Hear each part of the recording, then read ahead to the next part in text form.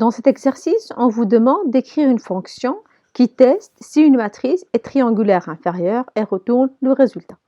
Donc, on va écrire une fonction booléenne à laquelle on va passer comme paramètre une matrice et la fonction va me retourner vrai si la matrice est triangulaire inférieure et faux dans le cas contraire. D'abord, qu'est-ce que c'est une matrice triangulaire inférieure? C'est une matrice carrée dont les valeurs au-dessus de la diagonale principale sont nulles. Voici un exemple. Ceci est une matrice triangulaire inférieure. Pourquoi?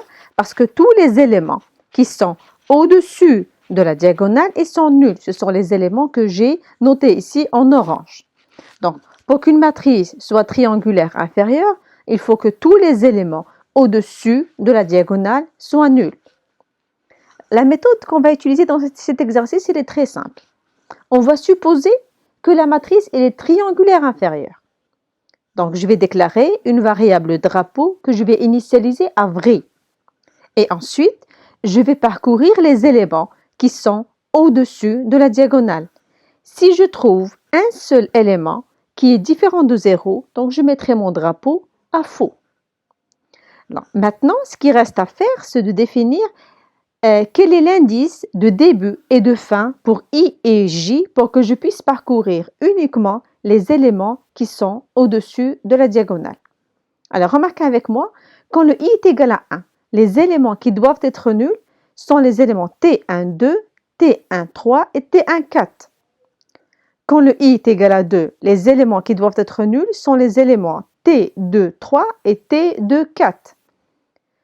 Et quand le I est égal à 3, les éléments qui doivent être nuls sont les éléments T3, 4 uniquement.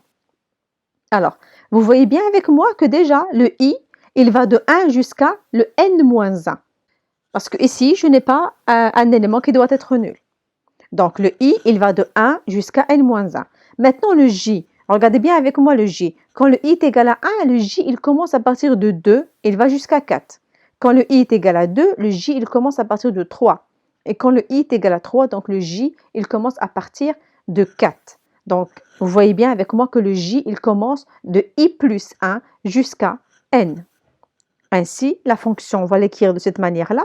Je vais initialiser la variable drapeau à vrai et je vais parcourir les éléments au-dessus de la diagonale. Ça veut dire pour le I qui va de 1 jusqu'à N-1 et pour le J qui va de I plus 1 jusqu'à N.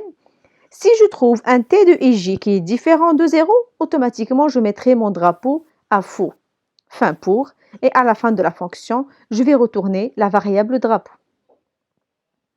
Maintenant, notre algorithme. Alors, j'ai nommé l'algorithme matrice triangulaire inférieure. Je déclare ici un tableau à 2 dimensions d'entier avec la taille M. La procédure de remplissage. Donc, le tableau T, ça va être un paramètre de sortie puisqu'il va être modifié par la procédure.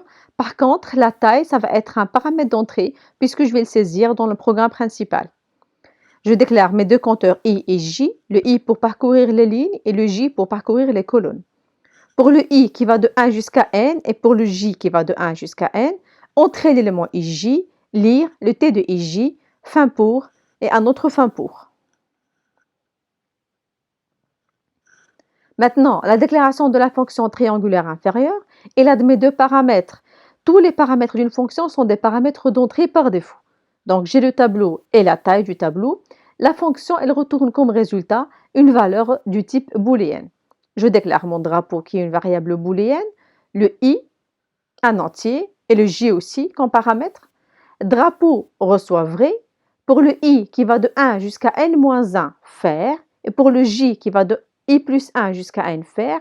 Si T de IJ est différent de 0, alors le drapeau, je vais le mettre à faux. Fin si, fin pour, et finalement retourner la variable drapeau. Dans le programme principal, je vais saisir l'ordre de la matrice. Donc, je vais le mettre à l'intérieur d'une boucle répétée pour être sûr que l'utilisateur ne va pas saisir une taille de matrice supérieure à la taille que moi j'ai réservée dans la mémoire. Ensuite, j'appelle la procédure remplissage pour remplir la matrice. Si j'appelle la fonction triangulaire inférieure, je lui donne la matrice comme paramètre. Alors, si le résultat est égal à vrai, Alors, je vais écrire la matrice est triangulaire inférieure, sinon je vais écrire la matrice est non triangulaire inférieure.